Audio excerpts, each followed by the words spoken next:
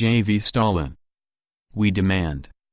August 28, 1917. Source: Works, Volume 3, March to October, 1917. Publisher: Foreign Languages Publishing House, Moscow, 1954. Events are moving fast.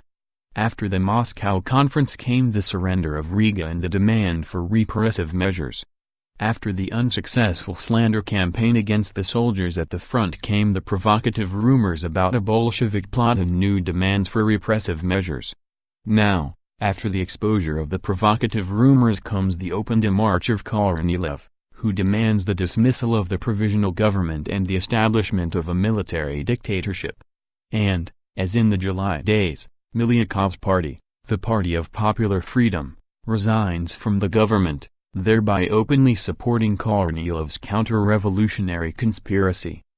The upshot is the march of Kornilov's regiments on Petrograd for the purpose of establishing a military dictatorship, Kornilov's dismissal by the provisional government, Kerensky's announcement of a crisis, Kishkin's resignation from the Cadet Party, which is implicated in the plot, and the formation of a so-called revolutionary directory.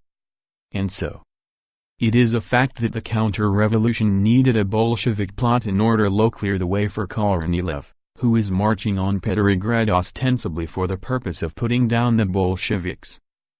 It is a fact that the entire bourgeois press, from Ruskaya Velia and Berzhovka to Novovremya and Rek, has been helping Kornilov by assiduously spreading rumors of a Bolshevik plot.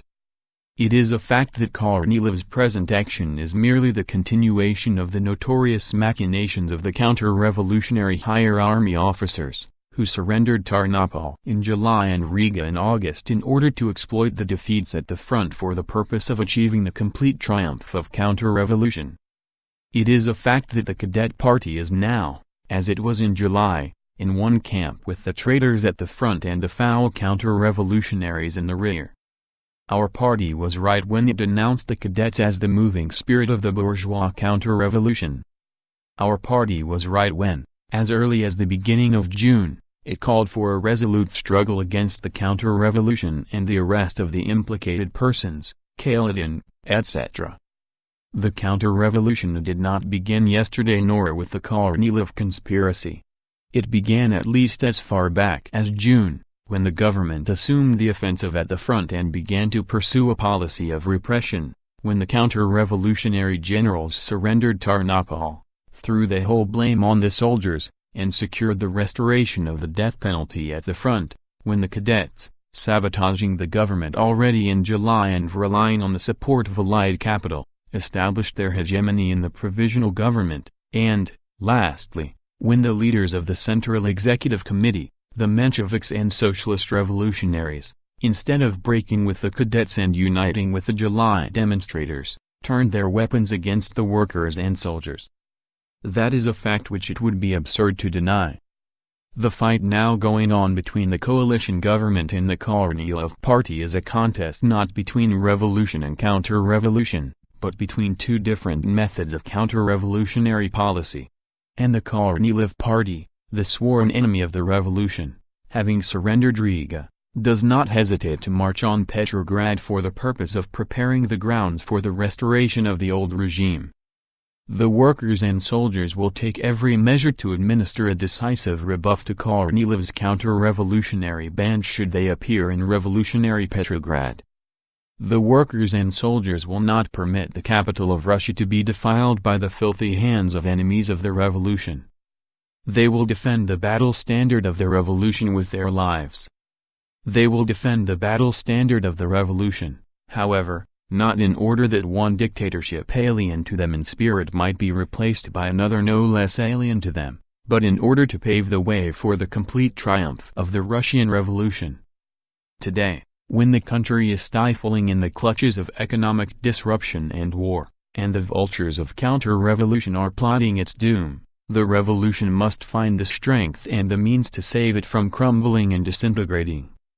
It is not the replacement of one set of ruling groups by another, and not playing at dictatorship that is needed now, but the complete liquidation of the bourgeois counter-revolution and resolute measures in the interests of the majority of the peoples of Russia. To this end, the Bolshevik Party demands 1. Immediate removal of the counter-revolutionary generals in the rear and at the front and their replacement by commanders elected by the soldiers and officers, and in general the complete democratization of the army from top to bottom. 2. Restoration of the revolutionary soldiers' organizations, which alone are capable of establishing democratic discipline in the army. 3. Repeal of all repressive measures, and, in the first place, the death penalty. 4. Immediate placing of all landed estates at the disposal of the Peasant Committees, and supply of agricultural implements to the poor peasants. 5.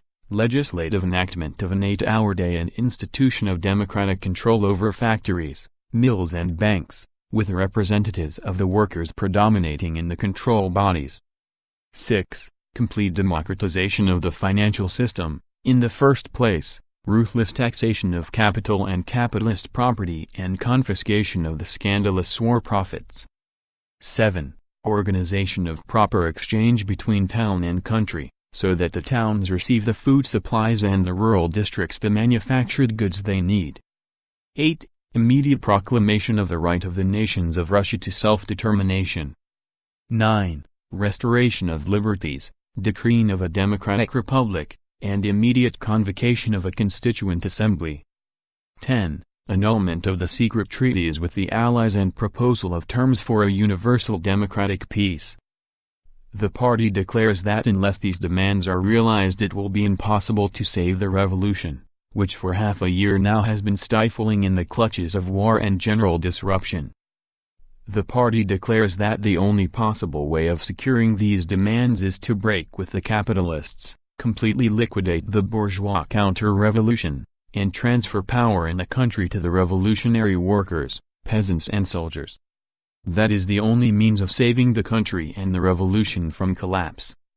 Repeal, No. 4, August 28, 1917. End of We Demand, by J. V. Stalin.